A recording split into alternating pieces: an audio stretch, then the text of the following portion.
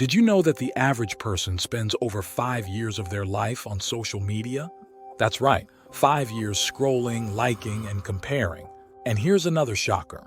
Most people will spend nearly a decade of their life watching TV. Now imagine what you could achieve if you reclaimed even a fraction of that time. Welcome to How to Stop Wasting Your Life. Avoid these 10 things. This isn't just another self-help guide.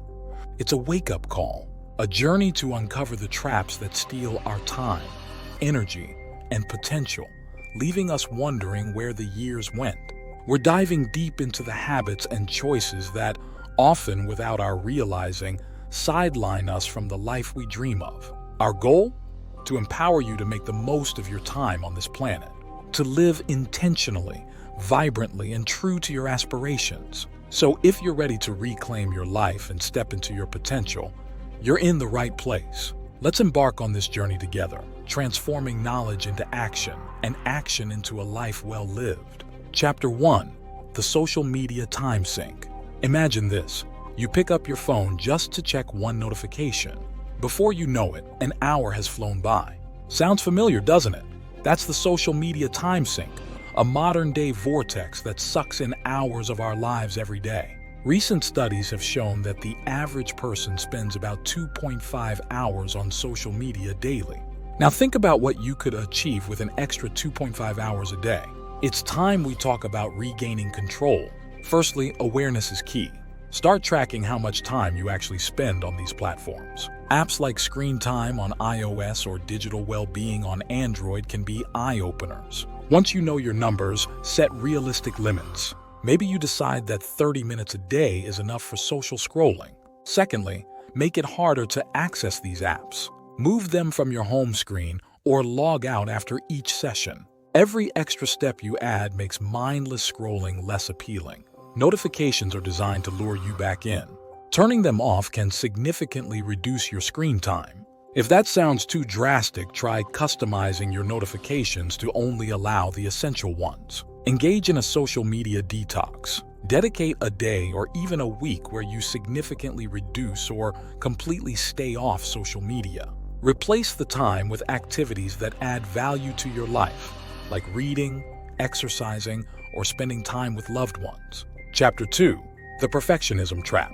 Perfectionism sounds like a commendable trait, but it's often a clever disguise for fear and procrastination.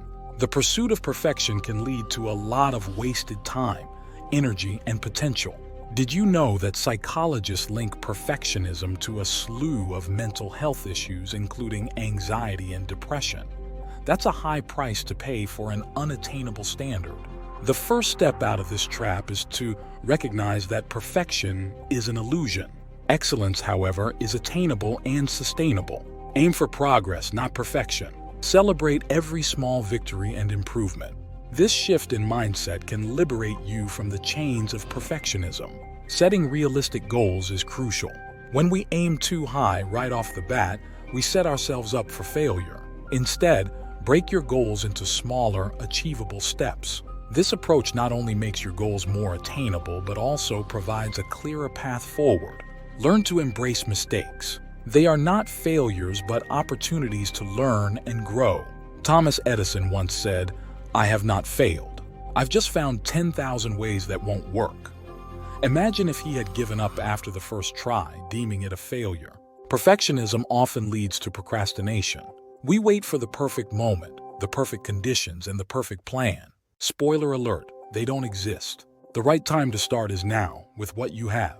Action breeds clarity, and progress fuels motivation. Chapter 3. Overcommitting yourself. In a world that praises the hustle, it's easy to fall into the trap of saying yes to everything. But here's the kicker. Overcommitting yourself doesn't make you a superhero.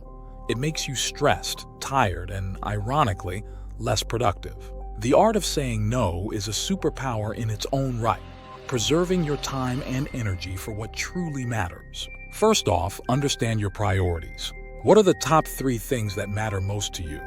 It could be family, career advancement, or personal health. Every time you're faced with a new commitment, ask yourself, does this align with my priorities?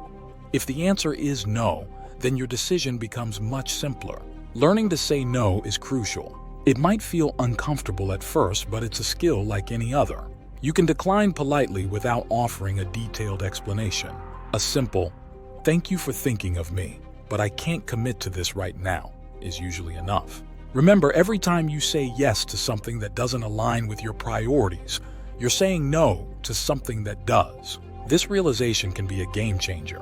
It's not about having time, it's about making time for what's important. Also, embrace the concept of delegation. You don't have to do everything yourself. Whether it's at work or home, if something can be done 80% as well by someone else, consider delegating it. This frees up your time for tasks that require your unique skills and attention. Chapter 4. Procrastination, the silent thief. Procrastination is the silent thief of time, robbing us of our dreams, goals, and potentials. It's a common misconception that procrastination is just laziness. In reality, it's often rooted in fear of failure, fear of success, or even fear of the unknown. The good news? It can be overcome. The first strategy against procrastination is to break your tasks into smaller, more manageable pieces. It's less daunting to start a 10-minute task than to tackle a 10-hour project in one go. Small wins build momentum, and momentum defeats procrastination. Set clear deadlines even for small tasks. Our brains are wired to prioritize urgent tasks, so creating a sense of urgency can help us focus and complete tasks more efficiently. Just make sure your deadlines are realistic. Overly ambitious deadlines can be demotivating. One fascinating tactic is the 2-minute rule. If something takes less than 2 minutes, do it immediately. It's surprising how many tasks we put off that could be completed in just moments, and this rule helps to clear those mental blockages. Change your environment to encourage productivity. Sometimes the solution is as simple as a change of scenery or a cleaner workspace. Our environment significantly impacts our mood and motivation levels. Make your workspace inviting and distraction-free. Chapter 5. Living in the past or future. Dwelling on what was or what could be is a surefire way to miss out on what is. The present moment is the only one where life actually happens, yet so many of us waste it by being elsewhere in our minds. This chapter is about pulling ourselves back from the past and future to embrace the now. Understanding the impact of not being present is a good place to start. Studies have shown that people spend almost half their time thinking about something other than what they're doing, and this mind-wandering typically makes them unhappy. It's clear, living in the moment is key to our well-being. Mindfulness is a powerful tool for staying present. It's about being fully engaged with whatever you're doing at the moment, whether it's eating, walking, or talking to someone. Start small. Even 5 minutes of mindfulness meditation a day can increase your ability to focus on the present. Gratitude practices also anchor us in the now. By actively acknowledging the things we're grateful for, we tune into the positive aspects of our current situation. This could be as simple as writing down 3 things you're thankful for every day. Another tip is to do one thing at a time. Multitasking might seem efficient, but it's the enemy of presence. When you're fully immersed in one activity, not only is the quality of work higher, but you're also more likely to find joy in the task. Chapter 6. Neglecting your health. It's easy to take our health for granted, especially when we're chasing other aspects of life. But neglecting health is like ignoring the foundation of a house you're building. Eventually, everything else suffers. Prioritizing health isn't just about avoiding illness, it's about quality of life. Did you know that regular physical activity can increase your lifespan by up to 5 years? Yet, according to the World Health Organization, 1 in 4 adults is not active enough. Incorporating just 30 minutes of moderate exercise into your daily routine can significantly impact your health and mood. Nutrition plays a crucial role too. With the convenience of processed foods, it's tempting to opt for what's quick rather than what's healthy. However, simple changes like adding more fruits and vegetables to your diet and reducing sugar intake can have profound effects on your well-being. Sleep is another pillar of health that's often sacrificed. The CDC recommends at least 7 hours of sleep per night for adults, yet 1 in 3 adults doesn't meet this recommendation. Prioritizing sleep is not wasting time. It's investing in your ability to be more productive and enjoy your waking hours more fully. Mental health is just as important as physical health. In our always-on world, stress has become a constant. Learning stress management techniques, such as deep breathing, meditation, or yoga, can help maintain your mental health balance. Chapter 7. Staying in your comfort zone. Staying snug within the bounds of what's familiar might feel safe, but it's also where dreams go to die. Growth and comfort do not coexist. Every major achievement starts with the decision to try something new and often uncomfortable. This chapter is about stretching those boundaries and embracing the discomfort of growth. It's a strange truth that the most memorable moments in our lives are often the ones that challenged us the most. Think about it. When was the last time you felt truly alive? Chances are, it was a moment when you stepped out of your comfort zone. Setting small challenges for yourself can be a great way to start expanding your comfort zone. If public speaking terrifies you, start by speaking up more in meetings. Want to learn a new skill? Dedicate a few minutes each day to it. Small steps lead to big changes. Remember, fear of failure is often what keeps us locked in our comfort zones. But failure is not the opposite of success. It's part of the journey to success. Every failure is a lesson in disguise, teaching us resilience and determination.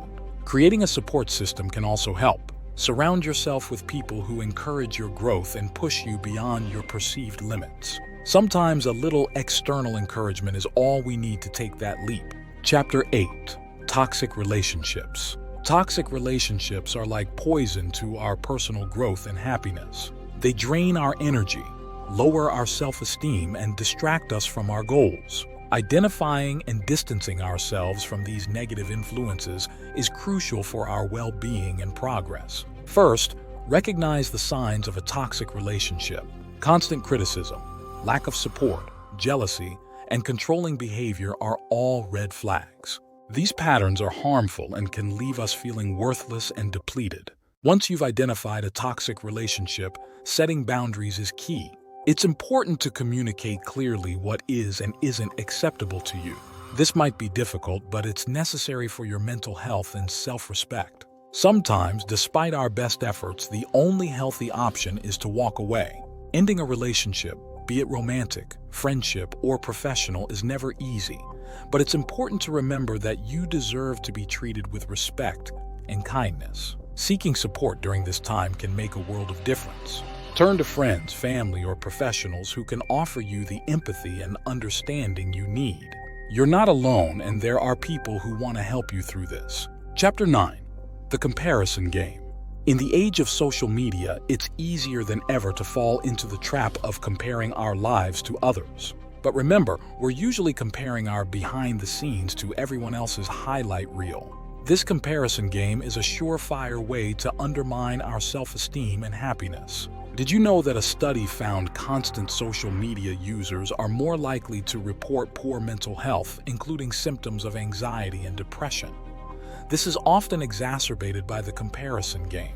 It's crucial to remind ourselves that social media is a curated version of reality, not the whole picture.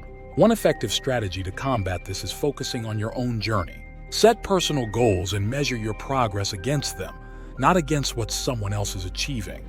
Your life is unique and your achievements are yours alone. Practicing gratitude can also shift your perspective from what you lack to what you have. Start a gratitude journal and write down 3 things you're grateful for each day. This simple practice can significantly improve your outlook on life. Chapter 10. Ignoring personal development. The final thing to avoid is neglecting your personal development. Growth doesn't happen by accident. It requires intention and effort. Ignoring opportunities for personal growth can leave us feeling stagnant and unfulfilled. Continuous learning is the key to personal development. Whether it's picking up a new skill, reading regularly, or attending workshops, make learning a lifelong commitment. The more you learn, the more you realize how much you don't know, and this humility is the foundation of growth. Setting clear, actionable goals is another vital component of personal development. Goals give us direction and a sense of purpose. They motivate us to push through challenges and continue growing. Self-reflection is equally important. Regularly take stock of your life, your decisions, and your progress. Ask yourself, am I moving closer to the person I want to become? This can help guide your decisions and keep you on track.